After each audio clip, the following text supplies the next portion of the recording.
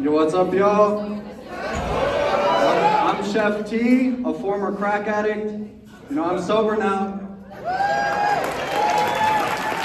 I've been sober for 20 years, but I'm also 20 years old. Shout out to my mom for introducing me to drugs at a very young age. You know, it was lit, to be honest. I was hotboxing in the womb, you know. A little known fact about us crack babies is we actually snort a line of coke off the pussy lips on our way out. You know, before we land in the trailer park bathtub, and then they put our ass through an intervention, which is bullshit, by the way, because I could have quit at any time. You know, I'm a gamer. I play video games a lot, and the greatest compliment that you could say to a gamer is, bro, you are so cracked. You know, because a speed drug will make you perform better than your sober competition. So a very good gamer is considered a cracked gamer. And I'd actually like to thank Crystal. Sorry, that's my mom's name. You know, her favorite thing was crystal meth. It's perfect. But I'd like to thank her because she brought me into this world pre-cracked. You know, thanks to her, I've been able to win a game of Fortnite.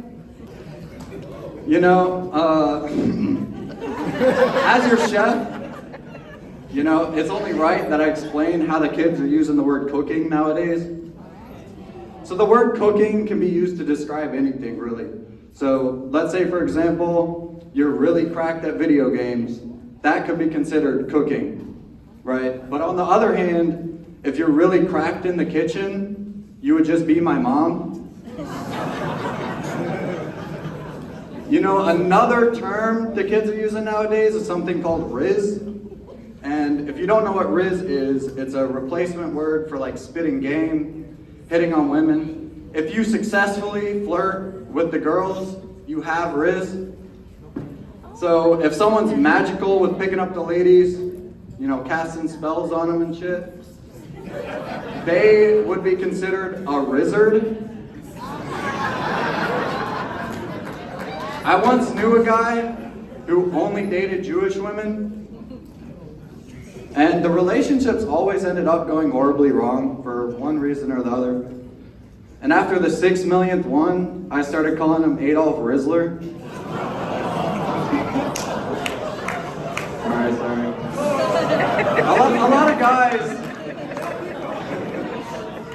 A lot of guys have the fear of, you know, talking to women. I don't really understand that fear because you can kind of just walk up to them and say words. It's really not that hard. But what I do understand is the fear of hitting on women. You know, they say the worst thing she could say is no. Well, I found out that wasn't true.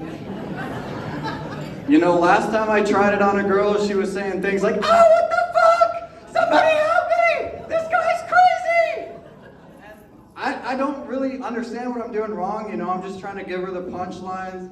You know, take her out to dinner, order a knuckle sandwich, you know.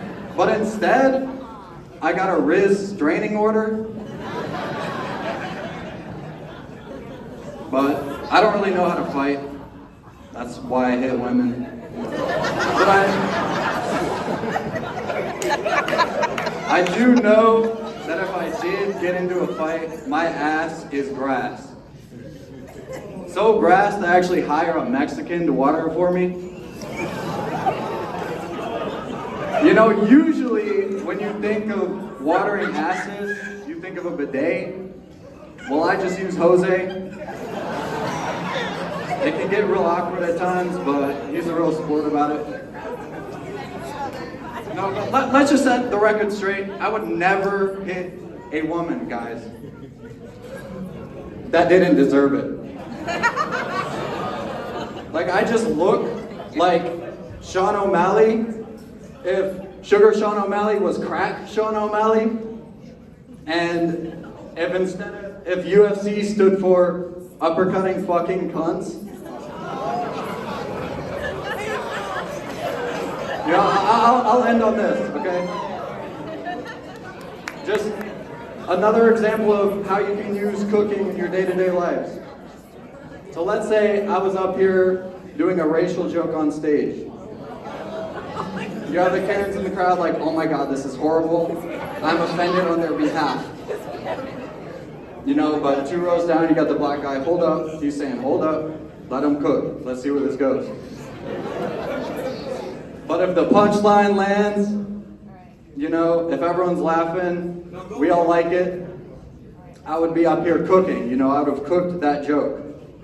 But on the flip side, if I completely bomb, you know, no one fucks with it, I wouldn't be cooking. That joke would be so burnt.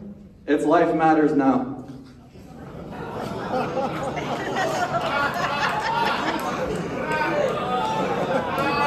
Thank you guys, that was my time.